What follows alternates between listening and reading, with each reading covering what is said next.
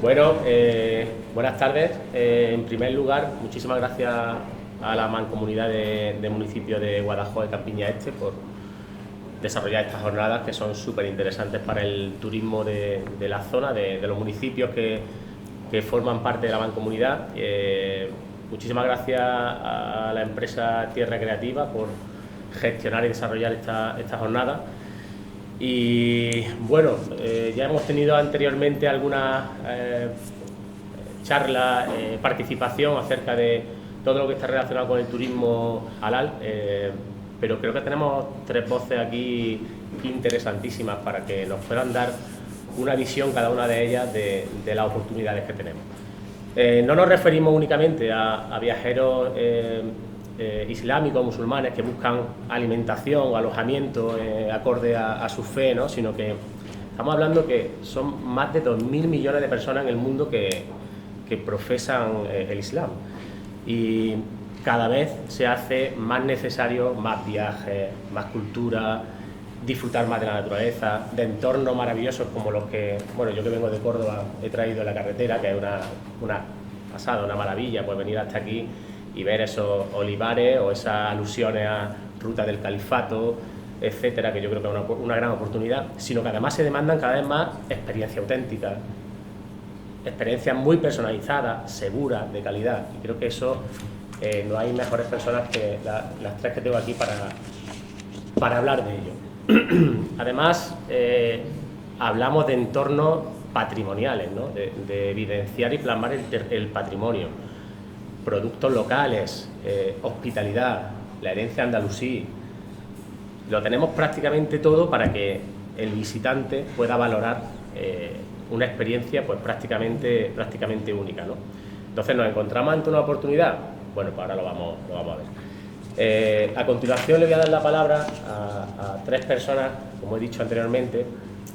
Van a hacer una presentación de cada uno de los proyectos en los que ellas trabajan, y posteriormente a la presentación lanzaré una serie de preguntas y hablaremos sobre aspectos muy interesantes en cuanto a la oportunidad en el territorio.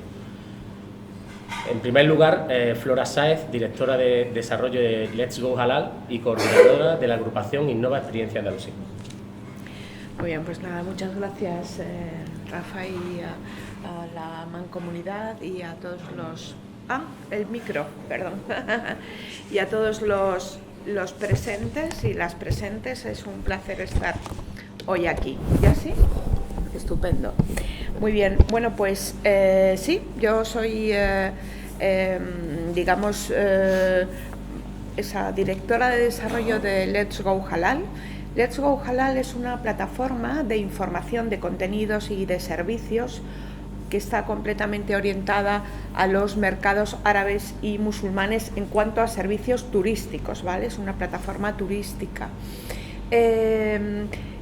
Llegamos a esa plataforma porque antes nuestro origen y nuestra experiencia es ser un receptivo completamente especializado en esos mercados. Como ese receptivo nos llamamos Nur Anduja Travels. Y entonces en nuestra experiencia trayendo grupos y trabajando con turistas árabes y musulmanes que visitaban España y Andalucía, desde luego, nos dimos cuenta que faltaban mucho por hacer y faltaban servicios, pero también había más de los que uno podía imaginar, pero que no llegaban al público final, no eran conocidos. Entonces de eso surgió un poco nuestra iniciativa de crear esa plataforma para hacerlos visibles, Let's Go Halal. Y trabajando Let's Go Halal también fuimos muy afines y muy próximos, obviamente, al patrimonio andalusí. Y entonces, sorprendentemente, pensando, dijimos, bueno, es que hay una enorme cantidad de patrimonio que, más allá de la Alhambra y de la Catedral de la Mezquita de Córdoba y de los Reales Alcázares, etcétera, muchísimo más patrimonio que está desconocido, que está mal etiquetado, que no solo es la arquitectura y el arte, que es la gastronomía, la forma de comer, los olores, la música, tantas cosas, que eso podría ser tan interesante para los turistas que visitan, especialmente atraídos por ese Al-Ándalus y el reclamo del Al-Ándalus, que es tan importante para esos árabes y musulmanes del mundo. Y es una pena porque está todo desperdigado, y entonces de ahí surgió el proyecto Innova Experiencia Andalusí, que es por lo que hoy estamos aquí, ¿no? Entonces, una cosa que lleva a la otra y esa es la razón de esta participación aquí. Una oportunidad perfecta, un momento perfecto. Todo enlazado, ¿verdad? Vale. Fenomenal. Muy bien. Sandra López Chocero, gerente de la Mancomunidad de Municipios de Guadajoz, Capiña Este. Hola, buenos días. Buenos días. Cuéntanos, el proyecto que tenemos entre manos, cómo se ha ido gestando. Fraguando, ¿no? Bueno, yo tengo que decir, como la mayoría de los asistentes saben, que llevo poco tiempo incorporada a la mancomunidad y de hecho, bueno, el proyecto ya estaba en marcha. Entonces, bueno, me sumé, por supuesto, y bueno, he podido disfrutar más de la segunda fase del proyecto que de la primera, que ya estaba terminando, ¿no? Pero bueno, sí es verdad que he tenido también la oportunidad de ver todas las actuaciones, que ahora voy a contaros algunas de las más interesantes, todas las actuaciones que se han hecho, que han sido muchas. Ha sido un proyecto muy ambicioso, que ronda alrededor de los 185.000 euros, ¿vale? Gracias a los fondos New Generation y al plan de recuperación. Bueno, pues desde la propia mancomunidad ha podido sumarse a este proyecto, que es a nivel nacional. Y bueno, pues yo creo que ha sido una oportunidad de mostrar y poner en valor el legado andalusí del territorio español, pero también de nuestra mancomunidad, ¿no? Que es donde nos encontramos, una mancomunidad que es pequeña, que son 5 municipios, entonces bueno, pues yo creo que visibilizar todo lo que hay y todo lo que se va descubriendo, pues es fundamental y ha sido pues hallazgos muy importantes, muy interesantes. Como decía, han sido 2 fases y bueno, entre las actuaciones más que yo destacaría más, pues se creó un relato andalusí, ¿vale? Donde se identificaron ya los elementos propios de este legado, como los castillos, los paisajes de huerta, la gastronomía, los distintos oficios que existían.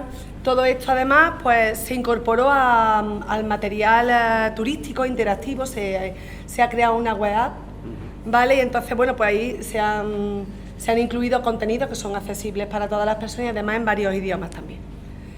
Luego, al final de esta primera fase, cuando yo ya me subo aquí al tren de la mancomunidad, pues es verdad que se estaban haciendo talleres de gastronomía a modo show cooking, con lo cual han sido estupendos, muy interesantes. Y bueno, yo creo que es una manera de poner en valor lo que es la tradición, la cocina, el aceite de oliva, la huerta tradicional y todos esos elementos que también son fundamentales para atraer al turismo. Bien, luego también, como otra de las actuaciones que yo también pondría en valor, es que se ha diseñado, está terminando de gestarse, una ruta turística del legado andalusí. Entonces, un itinerario comarcal por los municipios, donde va a haber distintas experiencias, ¿vale? Temáticas, para atraer al turismo halal y a cualquier otra persona turista, ¿no? Que esté interesada o que le guste o que quiera conocer lo que aquí escondemos, ¿no? Y luego también, por último, sí que quería, porque ese sí es verdad que se ha fraguado dentro de las paredes de la mancomunidad y ha sido una exposición itinerante que han hecho nuestros técnicos de turismo, que han estado contratados para este proyecto también. Y bueno, es una exposición de réplicas, pero la verdad que le ha quedado muy bien. Está en el museo expuesta, terminó el viernes y se va a quedar hasta el martes en el Museo de Baena en horario del museo. Entonces, bueno, animar a todas las personas que quieran ir a verla, porque la verdad que han hecho un trabajo fabuloso recopilando réplicas de monedas, de vasijas, de policromía. También se han incluido algunas de las imágenes que también van en este proyecto, un catálogo de imágenes y entonces, bueno, pues ha quedado muy bien y sí que quería ponerlo en valor, porque si no fuera por ellos, es verdad que ha sido un trabajo arduo. Y bueno, sí que agradecérselo, ahí está a nuestra técnica, y agradecerle a ellos el trabajo que han hecho, porque bueno, al final si no se generan sinergias no llegamos a nada. Totalmente. Fenomenal. Y por último tenemos a la doctora Bárbara Hayat Ruiz Bejarano, directora de la Fundación Las Fuentes y coordinadora de la red de Medinas, doctora en Estudios Islámicos y directora de Relaciones Internacionales del Instituto Al-Ain. Gracias. Bueno, buenos días y gracias a todos, sobre todo a la organización por invitarme y permitirme contar un poco nuestro proyecto. Yo vengo de una fundación, la Fundación Las Fuentes. Trabajamos sobre todo en relaciones de diplomacia cultural con el mundo islámico y nuestro proyecto es la Red de Medinas Andalusíes, en el cual pretendemos dinamizar los territorios tanto de España como Portugal que tienen patrimonio andalusí, bien material, bien inmaterial. Empezamos trabajando en pequeño con algunas ciudades y pueblos que se han ido adhiriendo a la red y bueno, desde hace un par de años en las misiones que hacemos regularmente al mundo islámico, sobre todo al sudeste asiático, al Golfo Pérsico y al norte de África, pues hemos empezado a recibir interés por parte de diversos colectivos en unos viajes muy estructurados, con un gran contenido de tipo académico y cultural. Hemos recibido, por ejemplo, demandas de rutas andalusíes sobre ciencia y tecnología medieval, sobre literatura sufí, sobre diferentes experiencias, alquimia, en fin, una serie de temáticas que bueno, no teníamos en el radar. Y bueno, después de darle algunas vueltas, porque nuestra misión principalmente con este proyecto era la de inventariar el patrimonio andalusí existente en España, y de alguna forma realizamos una serie de proyectos individuales con cada enclave y con cada territorio para ver qué oportunidades tiene de desarrollo económico vinculado con el mundo islámico. Bueno, pues ante la demanda que había de tours muy especializados, pues hemos empezado a trabajar con varias agencias de viaje para traer grupos que quieren una serie de contenidos muy específicos. Otra función de la red es conectar enclaves más grandes, que son los principales receptivos del turismo, con territorios y enclaves más pequeños, que normalmente siempre quedan de forma secundaria, ¿no?, en las rutas.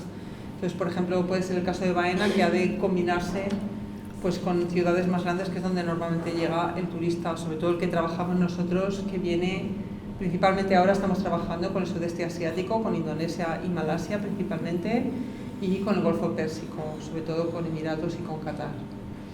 Y bueno, pues se trata de crear una serie de rutas que, bueno, sí, les ofreces, digamos, los monumentos o aquellos referentes de patrimonio andalusí que tienen todos en mente, pero también lo que intentamos es conectar con enclaves más pequeños, donde lo que sí necesitamos es ir desarrollando pues una serie de experiencias y de contenidos singulares que les resulten suficientemente atractivos como para justificar sus desplazamientos.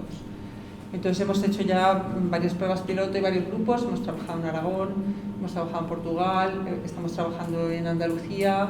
Para el año que viene ya nos han encargado varios tours para final de Ramadán. Es un turista que por su perfil interesa mucho al turismo de interior. Es un turista que, porque lleva el calendario islámico, nos interesa porque sus fechas no coinciden con las fechas cristianas, entonces como los festivos son distintos, pues podemos dinamizar diferentes momentos del año. Es un turista que nos pide otro tipo de servicios y de productos, entonces digamos que podemos trabajar un nuevo nicho de mercado y complementar, digamos, la oferta ya existente. Y bueno, yo os invito a que os he traído unos marcalibros que luego os lleváis si queréis, ahí está nuestra página web, vamos poniendo aquí las noticias de todo lo que vamos haciendo para que estéis informados y veáis pues experiencias que están ya funcionando en otros terrenos, ¿no?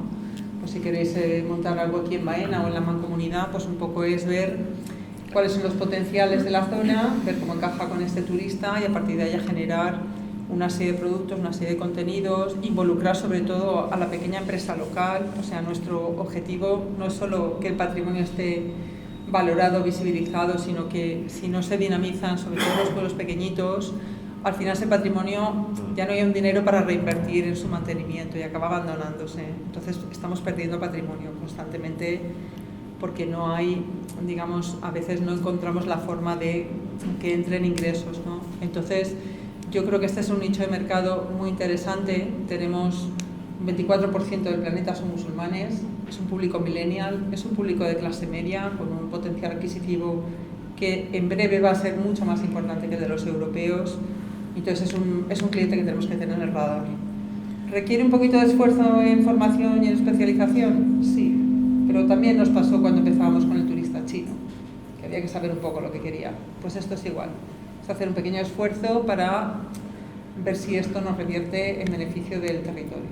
Y bueno, pues nada, un poco esto es lo que hacemos y yo encantado de contaroslo. Gracias. Muy bien, bueno, pues tenemos la suerte hoy de estar aquí en una jornada con empresarios de la comarca, de la Mancomunidad, y la oportunidad de ver cómo un proyecto un proyecto dirigido por la Mancomunidad que ha conseguido financiación pública, nos permite atraer a personas que están desarrollando iniciativas muy interesantes en municipios y que, ¿por qué no?, se puedan generar nuevas alianzas, inspirar el desarrollo de nuevos productos, nuevos servicios que al final redunden en el entorno, ¿no?, nuestros entornos rurales, nuestros municipios, y que al final, entre otras cosas, pues permite también hacer crecer la economía de la zona, ¿no? Pues ya directamente comenzamos con una pregunta que la voy a lanzar a Flora y a Bárbara inicialmente. ¿Cómo definirían brevemente el concepto de turismo halal y qué lo diferencia de otras propuestas de turismo cultural? Bueno, turismo halal se ha convertido un poco en una etiqueta, ¿no? Es un concepto del que hace apenas unos años casi nadie conocía y ha habido cierto boom, y entonces pasa un poco lo que pasa con las etiquetas, que a veces se generaliza y se hace un estereotipo, y yo creo que un poco también la definición, o en mi respuesta, intentaría pensar en a quién va dirigida y qué es. Vale, entonces, en un sitio como ahora, en el que estoy, Guadajoz, ¿qué entiendo yo? ¿Qué entendería que es el turismo halal? Bueno, si dijera esto en Malasia o en Indonesia, quizá lo diría de otra manera. Pero desde aquí, ¿qué diría? Bueno, que hay un potencial, como comentaba Bárbara, enorme del 40% de la población mundial, que es un turismo con un perfil unos turistas potencialmente con un perfil muy interesante, que están atraídos y muy interesados para ellos. España, Andalucía, Córdoba son destinos soñados, están en el top de su.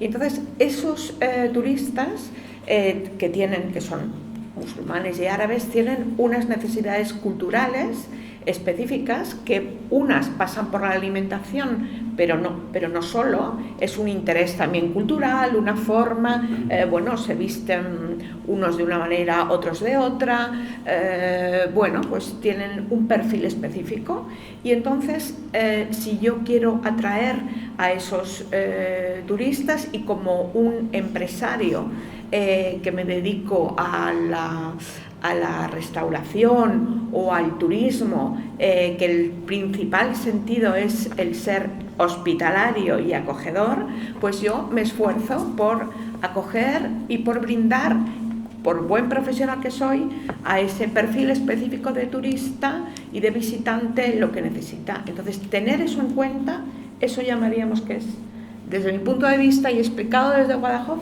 que eso es turismo halal. Y viendo su punto de vista, ¿qué diferencia podemos tener con otro tipo de turismo cultural parecido? Espérate, robo el micrófono. Mira, voy a cogerlo porque si no... Así es más va a ser fácil, así. más práctico. ¿Qué diferencia hay?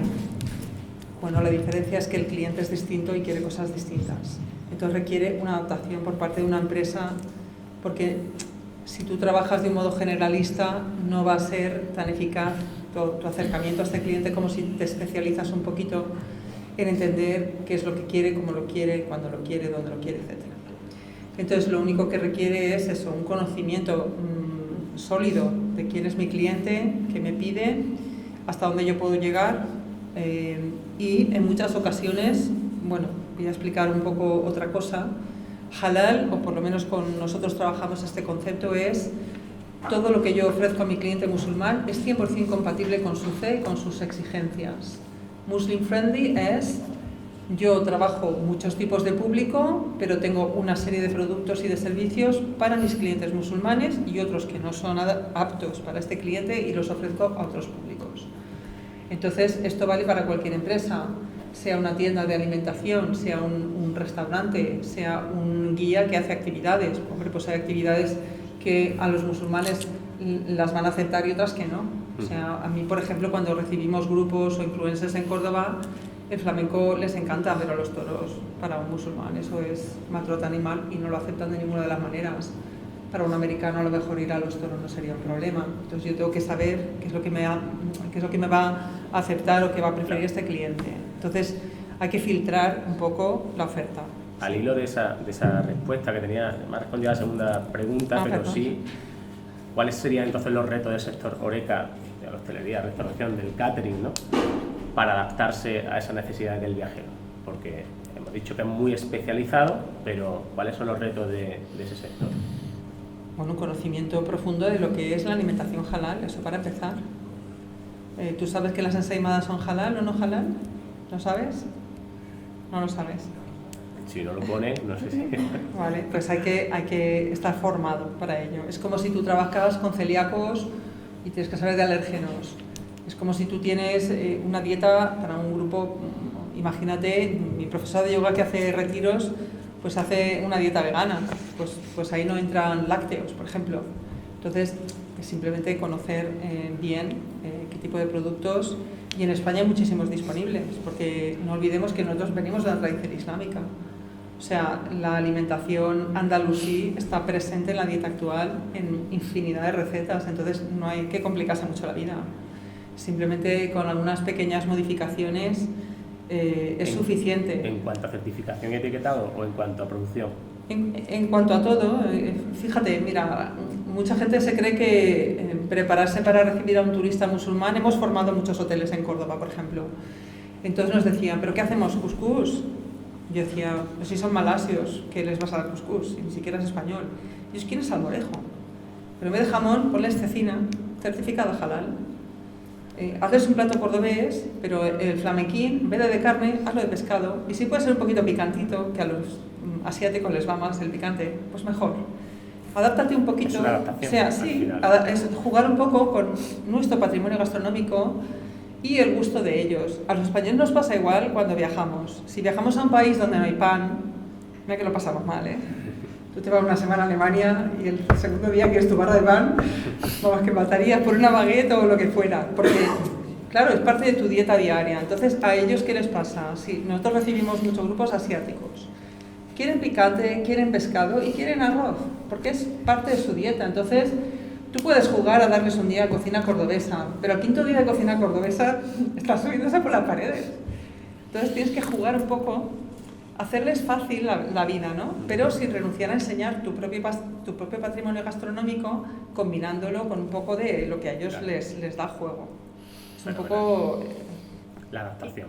Y yo querría apuntar, desde luego, el conocimiento de las necesidades de los clientes, en este caso de los turistas musulmanes, o de los viajeros, es importante.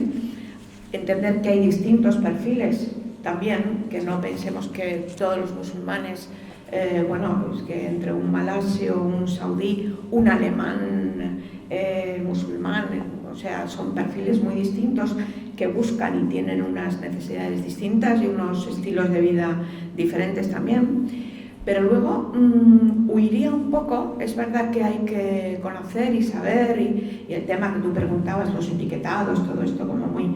Vale, esto es un tema serio, pero es más sencillo de lo que nos imaginamos. Todos aquí hoy hemos tomado un desayuno perfectamente halal. Lo que hemos comido hoy en este desayuno era halal. Pan, aceite, tomate, olivas, o sea, que no se nos vaya la olla pensando que es que tenemos que hacer el pino. No, claro, vale, si voy a dar una carne, incluir una carne, de acuerdo, esa carne tiene que estar certificada, etcétera, ¿no? Con unas garantías, pero, o si no, es pescado y tal. Importante también tener esa idea de esa diferencia. Hay gente que es efectivamente muy exigente con esto, los del sur. Normalmente uno dice, a ver, ¿quién imaginas tú que puede ser más exigente con todos esta cuestión de los criterios y los temas halal, etcétera?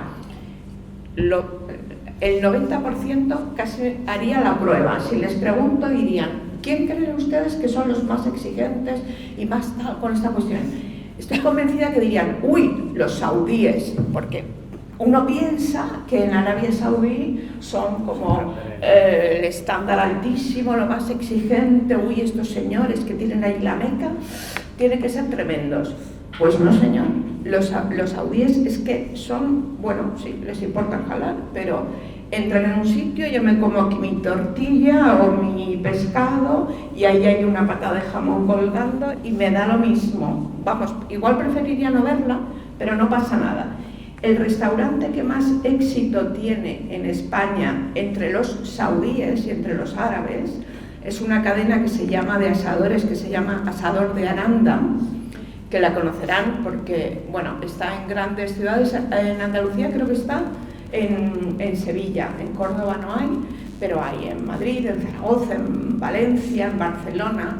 Bueno, están locos los saudíes porque ofrece un cordero lechal asado. El cordero es halal, ese cordero lechal es halal, certificado, pero nada del resto de lo que ofrecen allí es halal. Vamos, sí, el pan, el tomate, vale, todo lo demás, pero ninguna carne. Y tienen cerdo. Cerdo es otro de los platos estrellas del establecimiento. Bueno, a los saudíes les da lo mismo y en general a los árabes. Van allí a comer ese tan éxito tiene esta Asador de Aranda, que ha abierto sucursales en Dubái y en Riad, ¿vale? O sea, imagínense el éxito que tienen. Bueno, pues un malasio, generalmente el estándar de un malasio no entraría nunca al Asador de Aranda, porque sabe que ahí hay cerdo, que no sabe si se ha puesto el plato, si se ha mezclado, si tal, cual. Entonces, bueno, ¿vale? Hay que conocer a qué público vamos, lo que tal, conocer, decir, bueno, pues yo soy capaz de no mezclar en un plato, separar los platos que utilizo para el pescado de los que utilizo para tal o para cual. ¿Llego a ese estándar? No llego, pero bueno, es conocimiento, flexibilidad y interés de ser un buen profesional, ¿no? Fenomenal. Sandra, ¿y qué oportunidades tenemos aquí para nuestros emprendedores locales en base a lo que estamos escuchando y con el conocimiento que tiene la mancomunidad del entorno empresarial? Bueno, yo creo que lo primero es participar, invitarlos por supuesto y participar en este tipo de encuentros. Por nuestra parte es fundamental, estamos intentando y vamos a poner más empeño en visibilizar pues todos los resultados de este proyecto. Es de los primeros grandes proyectos de este tipo, además por lo desconocido del turismo halal, ¿no? Entonces, bueno, creo que darle nosotros la visibilidad conveniente, el reunirnos, el formarnos todos también, ¿vale? Para poder seguir apostando por este turismo, ya que se ha hecho este descubrimiento y esta puesta en valor, pues creo que es fundamental.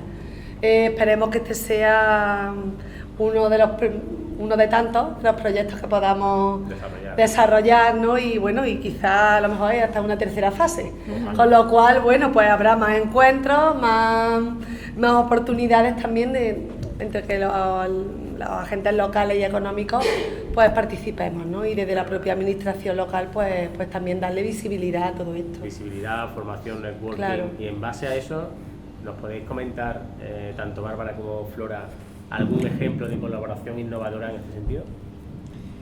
Bueno, nosotros hemos trabajado con enclaves tan pequeños como 700 habitantes. Lo primero que hacemos cuando una ciudad muestra interés en este nicho de mercado es ver exactamente de qué dispone. Infraestructuras, por ejemplo, en muchos casos nos hemos encontrado con que tienen gran patrimonio, pero no tienen más que un bar en el pueblo. El pueblo es muy pequeñito, sobre todo en Aragón, que tiene mucho patrimonio mudéjar bien imponente, pero luego es verdad que el pueblo adolece de infraestructura suficiente. Entonces, lo que hacemos es valorar un poco los recursos de que disponen, si hay algún programa de emprendimiento que el ayuntamiento quiera apoyar o poner en marcha para tener al menos un recurso especializado, combinarlo con otros recursos de la zona que encajen un poco en una visión estratégica de, vale, ¿cómo voy a desarrollar yo esta zona? ¿A quién se la voy a vender? ¿Y qué contenidos quiero meter aquí? Que encajen obviamente con el entorno, que no me chirríen mucho y que yo luego eso lo puedo transformar en un paquete, un producto turístico realmente viable. Entonces, por ejemplo, en el caso de Mértola, que es otro municipio un poquito más grande, ahí hemos hecho varios proyectos con el ayuntamiento. El ayuntamiento de Mértola llevan 23 años celebrando un festival, el Festival Islámico. Es un pueblecito de Portugal que está en la frontera, en el Guadiana. Muy bonito, en una montaña, tiene su alcazaba, tiene una iglesia con los restos de la mezquita. y luego tiene varios campos arqueológicos excavados que se pueden visitar y varios pequeños museos de cerámica, textiles, etc. Ellos, al contrario que nos pasa a los españoles, que nos han metido la reconquista y el enemigo musulmán en la cabeza, a los portugueses les pasa lo contrario. Su pasado islámico es algo que valoran enormemente y lo promocionan bastante, y tienen mucho menos que nosotros, pero lo valoran mucho más. Entonces, este pueblo en un momento dado decidió apostar por el turismo Muslim friendly y recuperar un edificio histórico, y construyeron un hammam en la parte inferior y un restaurante andalusí en la parte superior, con un jardín, bueno, todo muy dentro de lo que es una visión estratégica de voy a dotar a mi pueblo de infraestructuras porque quiero este turista. En el hammam hicimos una serie de formaciones, recuperamos bueno, yo soy profesora de la universidad, entonces yo me dedico a la investigación, y recuperamos un poco lo que es el ritual del hammam andalusí, que es diferente del otomano, por ejemplo. Luego el ayuntamiento quiso también incorporar la idea de la economía circular, y entonces todos los productos cosméticos que iban a ser utilizados en el hammam y que iban a ser halal certificados, todos se encargaron a pequeñas empresas de la comarca para dinamizar, es decir, es un proyecto tractor, de modo que yo invierto, este proyecto costó en torno a 2 millones de euros. Yo invierto en este proyecto y va a ser un proyecto tractor, porque yo no voy a comprar estos productos de Marruecos o de otro país, sino que voy a fomentar que mis propios productores de mi entorno se especialicen también y me sirvan a mí el producto. Las toallas las hacen allí, los productos cosméticos los hacen allí, etc. Luego, para el restaurante andalusí nos encargaron un diseño de menú, porque como es un edificio histórico tenía un pequeño problema, y es que no tiene capacidad ni posibilidad de una cocina industrial. Entonces tenía que ser un menú semifrío, podían manejar unas cantidades y otras no, en fin, una serie de cosas. Cosa muy bonita que hicieron también, habían recibido a 6 refugiados afganos, musulmanes, y les ofrecieron la posibilidad de llevar ellos, puesto que ya conocían lo que era halal, de llevar ellos el proyecto de la tetería restaurante andalusí.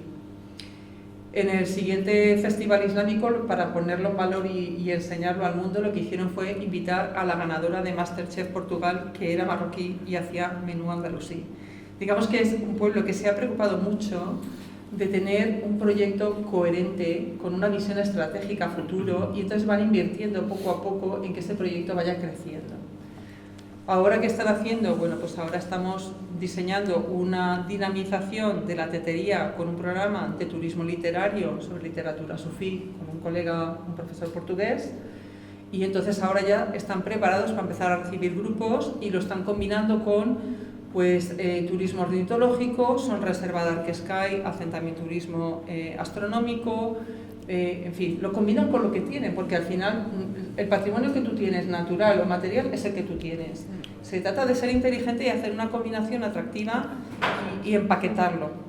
Entonces, nosotros lo que hacemos un poco es este desarrollo de consultoría y de apoyo a los distintos pueblos que quieren ir metiéndose en este terreno. Sí, lo decía al principio, esa adaptación del territorio a una idea que puede surgir en un momento determinado y que genera al final economía. Economía, eso es lo más importante, si no, no se sostiene, tiene que ser un proyecto sostenible. Y luego la otra misión nuestra con la red de Medinas es promocionar en mercados emisores.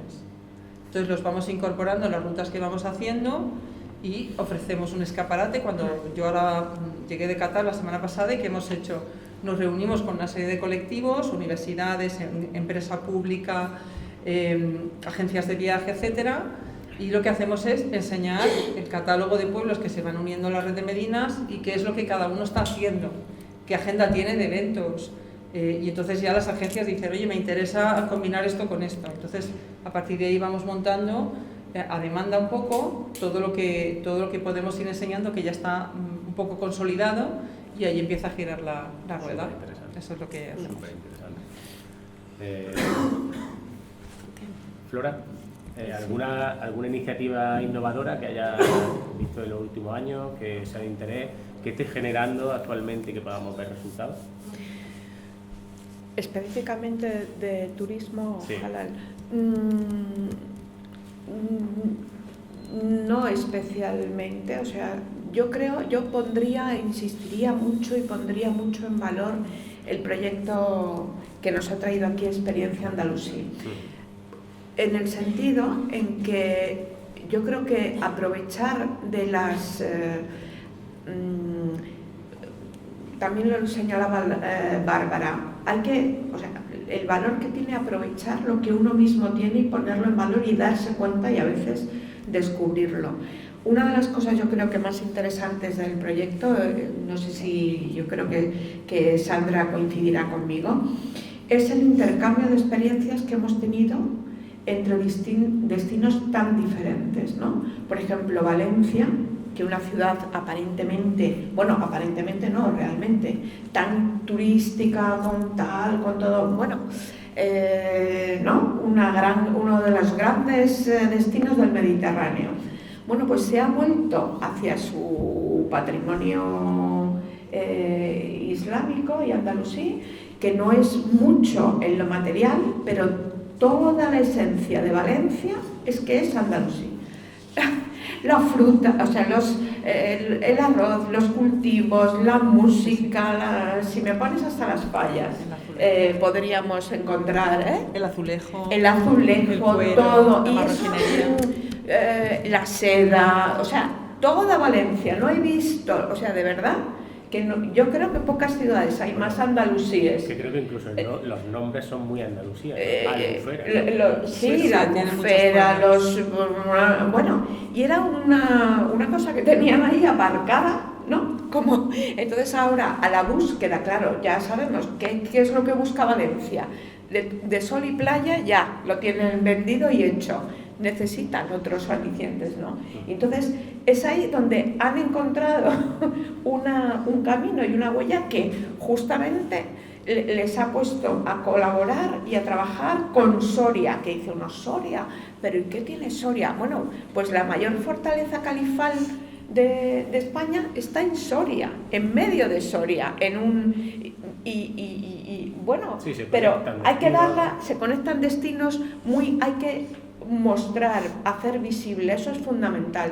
Nosotros en nuestra experiencia con gente también que tiene oferta halal de distintos tipos, o son hoteles, o son restaurantes, etcétera, a veces es sorprendente que uno hace el esfuerzo, pero luego no llega, no lo hace visible. Encontrar en los canales en los que uno proyecta la información, se vende a sí mismo, enseña lo que hace, esto es fundamental, ¿no? Y entonces yo creo que ahí en esto, Experiencia Andalusí, yo creo que estamos todos bastante contentos, creo que hemos dado un poco el clavo de ese camino, ¿no? de alianzas y de escaparate, y por ejemplo nuestra propia Let's Go Halal, que nuestra misión fundamental es ser un escaparate, aparte de vender productos, de todo esto, ¿no? Del contenido, me parece, esas sinergias me parecen importantes. La importancia de la comunicación, del marketing. Fundamental, o sea, uno puede esforzarse y haber hecho y tener el mayor esfuerzo, el mejor menú halal, el no sé qué, que como no te vean, claro, es que tienen que llegar a donde tú estás, tienes que ser visible. Eso lo comentaba también es lo fundamental. Bárbara, la creación de redes, ¿no? La creación de redes, al final, que sean capaces de comunicarte con esos paquetes turísticos que te atraen a personas. Claro. Pues en esta red, por ejemplo, probablemente Guadajoz es difícil que alguien desde Emiratos diga, uy, qué curioso Guadajoz, voy a ver qué es esto, ¿no? Pero no es la forma en que se descubre mirando que he ido a la web porque, Valencia, mira, pero si es que están aquí, pues mira esta gente, pues mira, si yo voy a ir a Córdoba, voy a pasar por aquí, eso es la forma, ¿no? Genial. Y se me ha quedado un poquito que me gustaría, Bárbara, que nos comentara cómo funciona la red de Medinas, ¿no? Cómo sirve de puente entre esa herencia andalusí y el viajero musulmán. Si nos puedes contar un poquito más. Vale. Bueno, la primera función de la red es inventariar y proteger el patrimonio andalusí. ¿Esto cómo se hace? Obviamente, la mayor parte del patrimonio andalusí están en enclaves rurales y relativamente pequeños. Entonces, si tú no consigues generar oportunidades económicas y que ese patrimonio realice una función de dinamización de ese territorio, de ese pueblo, y consiga un mínimo de turismo o de eventos o que se utilice de alguna forma, entonces se muere. Simplemente el patrimonio, lo que no se utiliza, acaba muriendo con el tiempo. Entonces, lo primero, valorización. Los propios pueblos muchas veces no se dan cuenta de lo que tienen. Hasta que pasa por ello algún experto y le dices, hombre, si es que tienes aquí tú esto que es tal y que es cual, y aquello. Claro, pues un alcalde, si es un vecino del pueblo, no necesariamente es un doctor en historia y no tiene por qué saber las singularidades de su propio patrimonio. Entonces, lo primero, inventariar, valorizar, y segundo, empezar a trabajar mano a mano para ver el potencial real que tienen de desarrollo económico. Que a veces puede ser tan fácil como montar una pequeña cooperativa, por ejemplo, de textiles o de cestería, de cerámica, en fin, hay un montón de iniciativas que ya se han puesto en marcha. A veces es necesario conectarlo con destinos más grandes porque los viajeros con los que trabajamos, excepto lo que se llama Operación Paso del Estrecho, que son 2,7 musulmanes que todos los años cruzan la península para abajo y para arriba, para ir a Marruecos y volver a sus países donde residen, esa oportunidad no la tenemos nada trabajada. Yo aviso ahí, aviso a navegantes. Ahí perdemos 2 millones y pico de personas que viajan por España, a veces ni paran porque no tienen la oferta que ellos quisieran, pero perfectamente si se monta, pues imaginaros que montáramos un gran espacio para que aparquen, pernocten, cenen tranquilamente y de paso pues hagan una actividad con sus familias, descansen del viaje, pues yo creo que eso funcionaría, pero habría que hacerlo bien, habría que tener un buen proyecto montado, ¿vale? No improvisado. Vale, entonces tenemos el patrimonio. Una vez tenemos el patrimonio, hemos detectado qué potencial tiene el enclave para desarrollar algún tipo de actividad económica que mejore y dinamice el propio pueblo y genere oportunidades para los propios vecinos, se va a conectar con su entorno. ¿Por qué? Pues porque una experiencia pequeña no suele ser lo que tú vendes a un viajero internacional, que es nuestra especialidad. Es cierto que hay muchos otros tipos de viajero. Nosotros lo que estamos haciendo ahora es responder a una demanda que nos pide unos viajes bien estructurados con contenidos culturales muy potentes. Y nosotros lo que hacemos es intentar que todos los pueblos que están adheridos a la red se conecten de una manera que tenga una narrativa lógica. Es decir, si a mí me piden ciencia y tecnología en Al-Ándalus, que es un tour que nos han pedido ahora, pues yo obviamente voy a incluir Toledo, voy a incluir la red de acequias de Valencia, voy a incluir el Palmeral de Elche, voy a incluir una serie de cosas que para mí representan la ciencia y la tecnología medieval, voy a incluir molinos papeleros, voy a incluir molinos de pólvora para hacer tinta china, voy a incluir una serie de cosas que para mí representan las tecnologías andalusíes. Y voy a mover ese grupo en esa construcción ad hoc. Y yo ya sé un poco de todos los pueblos y los recursos que yo tengo en la red, de dónde puedo tirar. Digamos que es como un inventario de recursos y a partir de ahí se monta a demanda o a propuesta nuestra un tour. Ahora estamos pensando en itinerar el Festival Islámico de Mértola. Mértola es un pueblo de 15.000 habitantes. El Festival Islámico, que dura 4 días y lo celebran cada 2 años, atrae a 65.000 personas cada día. Entonces, ¿qué hace Mértola? Dinamiza toda la comarca, porque tiene que alojar a esas personas, porque tiene que dar de comer a esas personas, porque necesita también esas conexiones para que su propio evento funcione. Entonces, se trata de ver ahora si podemos itinerar proyectos que ya están funcionando en un sitio y buscar, por ejemplo, yo querría probar el Festival Islámico en Aragón. Lo llamaríamos Festival Andalusí, porque en mi opinión creo que hay que reivindicar más nuestro patrimonio, que es el andalusí, que es islámico, es cristiano, es sefardí, es bereber y es muchas otras cosas. Entonces lo islámico es como que ya es una etiqueta que sí está ahí, estéticamente se ve muy bien, que hay un peso específico de lo islámico, pero hay muchas otras cosas pues, que también hay que valorar. Entonces, Sandra, desde la administración local el proyecto es un inicio, pero vemos que hay muchísimas oportunidades. Muchísimas. ¿Cómo trabajar desde una administración, desde una mancomunidad, para intentar atraer aquí? Ya nos están diciendo que hay una posibilidad. ¿Cómo lo haría la mancomunidad? Bueno, yo creo que de aquí sale un destino yo creo que un destino turístico con identidad propia que hemos querido rescatar y crear, ¿no? Desde este proyecto que es Guadajo Andalusí. Es una propuesta clara, creo que está teniendo cobertura mediática con una serie de materiales preparados, en fin, yo creo que ahora lo que hay que darle es visibilidad y bueno, y trabajar en estas redes que se han generado para continuar trabajando con ellas, porque creo que al final es la única manera de que se siga creciendo y atrayendo visitantes, ¿no? Y que pongamos, bueno, y que compartamos nuestra experiencia con estos otros territorios, como decía Flora. Claro. Es verdad que cuando nos hemos ido reuniendo era muy interesante pues lo que compartía Valencia, lo que compartíamos nosotros, Soria, vamos, sitios que yo tampoco conocía.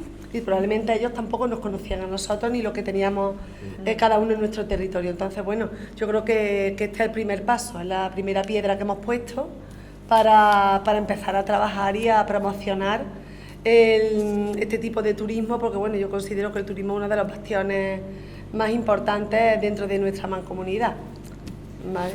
Muy bien. Y mirando al futuro, ¿qué tendencias pensáis que pueden ser las que marquen el desarrollo del turismo halal en los próximos años?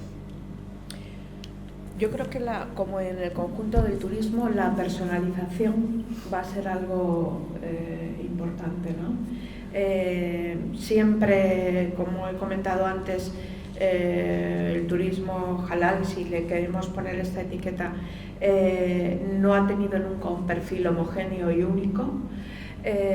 Porque hay diferentes gentes interesadas o protagonistas de ese tipo de turismo, y cada una tiene su perfil, y entonces cada vez más en esta tendencia que tenemos generalizada en turismo y en todos los órdenes de la vida hacia una mayor personalización, yo creo que cada vez va a haber, no sé si la palabra exigencia es la adecuada, creo que no, pero sí que va a haber una demanda, igual es la, ¿no? De que cada vez, vale, sí,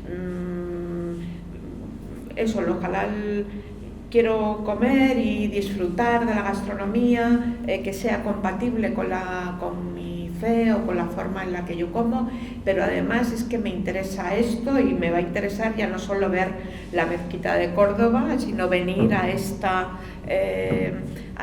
almazara y entender y disfrutar de cómo se hace el aceite y disfrutarlo y saber que además es algo tan inherente a la cultura aquí, que estamos andalusí, como que se extendió y se introdujo en la gastronomía en Al-Ándalus, ¿vale? El aceite lo trajeron los romanos, el olivo, pero a la gastronomía lo aportaron, se aportó en ese periodo. Entonces, la personalización, la búsqueda de intentar, bueno, pues una satisfacción cada vez más a demanda y el conocimiento y la segmentación y el conocimiento del cliente, yo creo que es clave. Y Bárbara, ¿cuánta relación tiene con la tecnología y con la sostenibilidad todo este tipo de turismo? Muchísima. En nuestro caso, la mayor parte, nosotros trabajamos con dos tipos de público, los grupos senior y los millennials. Los grupos senior, las tecnologías no tanto, pero los millennials 100%. O sea, no les des un folleto impreso porque para ellos el papel ya no existe. Yo quería comentar que lo que más nos están demandando cuando vamos de viaje y nos sentamos con todos estos colectivos que os he mencionado, lo que más les interesa es conocer a la gente del lugar. No quieren ser personas que van a un sitio a ver cosas y ya está. No, quieren interactuar. Les interesa mucho, nos piden mucho reuniones con colectivos, con ONGs, con colectivos de artistas, visitas a almazaras y entender procesos, probar productos, eso les interesa muchísimo. Experiencia muy inmersiva, ¿no? Sí, el último fan trip que hicimos con 2 influencers de Malasia y 2 de Singapur, el momento más feliz fue que los pusimos a hacer cacharros de alfarería en Muel, en Zaragoza, y no se querían ir de allí. Les encanta lo que se llama hands-on en inglés, que poner con las manos en la masa, ¿no? Quieren hacer cosas, pero con la gente del lugar, quieren como conectar con la gente del lugar, quieren que las experiencias les faciliten el acceso a otras personas, no quieren ir en grupo aislado y no interactuar con los nativos, vamos a llamarlos así. Lo que quieren son experiencias y oportunidades que les permitan contactar y tener un encuentro cercano, personal, auténtico con las personas del lugar. Eso es algo que nos piden constantemente, oportunidades. Queremos sentarnos con un colectivo en Córdoba, por ejemplo, quieren, por ejemplo, ir al conservatorio y conocer pues, a los alumnos de guitarra flamenca. Les encanta poder charlar con ellos, estar un rato, o sea, un par de horas con ellos, que toquen un poco, que les cuenten un poco cómo es su futuro, cómo ven su futuro profesional como músicos, por qué empezaron la música. Puede parecer muy trivial, pero eso lo valoran enormemente porque es algo que esa oportunidad no se la puede dar nadie más. O sea, o se la montas tú o nadie más, de forma mágica, va a ponerles en bandeja que conozcan gente del lugar y que estén realmente interesados en entablar una conversación con ellos. Entonces, eso es lo que más nos están pidiendo ahora, oportunidades de conexión real con la gente del lugar. Y Flora, ¿qué papel juega la formación y la sensibilización de los profesionales en este tipo de turismo? Fundamental, yo creo que es la clave. La clave, el punto de partida, primero, ser conscientes de lo que tenemos entre manos, por ejemplo, en el caso de las, que yo creo como de las entidades gestoras de los territorios, de su patrimonio y de cómo pueden ponerlo en valor, pero desde los profesionales reconocer que hay una oportunidad pero que las oportunidades, como todo, hay que trabajarlas y que lo fundamental, como cualquier profesional que quiere vender, aunque vendas alfombras o aunque vendas, me da lo mismo, baldosas, tienes que conocer el público, qué tipo de público, qué baldosa, para qué, por qué, y solo conociendo y ofreciendo la mejor baldosa es como vas a ser un buen profesional, ¿no? Pues esto es que es igual, y la formación es la clave, ¿no? Fenomenal. Bueno, pues para concluir os voy a pedir a las tres que nos deis unos consejos prácticos, porque tenemos aquí un público que principalmente son empresarios, emprendedores, y un par de conclusiones bajo vuestro punto de vista, cómo se tiene que trabajar a nivel institucional, a nivel empresa y sobre todo para atraer a ese público objetivo. Bueno, mi consejo o mis dos palabras, me reitero, hay que aprender, hay que conocer cómo son esos, que intentemos huir de los estereotipos y no pensar, bueno, pues es que esta gente es así o es asado, o esta mujer es que va cubierta, entonces pobrecita. No, hay que quitar los estereotipos, hay que aprender, hay que formarse y hay que tener la voluntad de ser un buen profesional ofreciendo hospitalidad. Y cuando uno ofrece hospitalidad, sabe que tiene que darle a su cliente y a su visitante lo mejor y hacerle sentir cómodo, comiendo, que no, sintiéndose confortable, brindando una sonrisa, no poniendo una cara larga, en fin, todas estas cosas. Entonces, esto, formarse, tener voluntad de aprender y de, bueno, tampoco llegar hasta donde uno puede llegar, no tienes por qué complicarte demasiado. Es que este desayuno que nos han puesto hoy era perfectamente halal y yo podría vender, yo y cualquiera podría venderlo como un desayuno halal. Entonces, bueno, pues hay que atreverse y hay que hacer visible nuestra voluntad de dirigirnos especialmente a estos mercados. O sea, ser visible, formarse y luego esforzarse y visibilidad. Bueno, yo creo que desde nuestra parte, por nuestra parte, ahora que ya también somos conocedores de cuál es el patrimonio andalusí que tenemos en nuestra mancomunidad, bueno, pues intentaremos visibilizarlo de la mejor manera posible, para que tanto, bueno, toda la ciudadanía lo conozca como el resto de agentes sociales y económicos de la zona, ¿no? Entonces yo creo que una vez que ya nos hemos formado y que tenemos conocimiento de ello, bueno, pues trabajar de manera coordinada, cooperando e innovando pues para que ese turismo pues sea efectivo y la oferta que tengamos pues sea atractiva para las personas. Muy bien. Eso es lo que vamos a intentar, por lo menos desde la mancomunidad.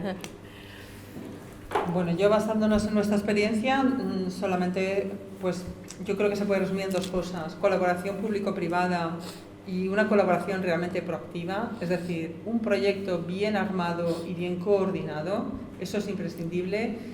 Y lo segundo es que sea una visión estratégica, es decir, esto no es una apuesta de voy a montar un pequeño evento a ver qué tal. No, hay una visión estratégica que te requiere acciones al corto plazo, al medio plazo. Es una apuesta seria, entonces requiere unas inversiones de tiempo, unas inversiones en conocimiento, y yo creo que tenéis muchas opciones y muchas posibilidades, sinceramente. Hay que hacerlo bien, eso sí. Despacito y buena letra. Muy bien. Pues muchísimas gracias a las tres. Creo que se nos queda claro que la importancia de estar en el lugar perfecto, de formarse, de ser hospitalario, de generar un entorno atractivo para este tipo de público, que seamos conocedores de nuestro patrimonio, como ha dicho Sandra, y que seamos capaces de construir redes, ¿no? de ser capaces de conectarnos de una forma público-privada, que es muy interesante, y tener visión estratégica a futuro. Nos ha comentado antes en algunos aspectos que era muy importante hacer esa labor de consultoría, ¿no? estratégica, de identificar muy bien cuáles son, qué es lo que tenemos nosotros, nuestro patrimonio, nuestra cultura, los alimentos que tenemos, etcétera, y que seamos capaces de ponerlo en valor en un momento determinado, ¿no? Decía ella también, oye, estoy pensando, nos han llegado a nosotros información que necesitan conocer la tecnología y cuánto de eso tenemos en Córdoba, ¿no? Sí, claro. El puente, nuestro puente nuevo que se hizo se llama Infitnar, ¿no? El primero que empezó a volar, el primero que puso una ala a una persona se hizo allí, ¿no? La tecnología es importantísima, o el primero que inventó las gafas, al Gafeki, que también está allí en Córdoba, ¿no? Pues bueno, creo que tenemos una oportunidad en nuestro territorio brutal. Nos lo han demostrado y creo que ahora lo que es importante es ponerse a trabajar y a ver si somos capaces de que la comarca de Guadajoz, pues dentro de unos años, recordemos esta jornada y se diga, oye, pues se estableció aquí una red de colaboración, una almazara preciosa, donde nos dieron a degustar unos alimentos de nuestra tierra y donde empezó un punto de inflexión para muchos empresarios de la comarca. Muchísimas gracias, un aplauso para ellas tres.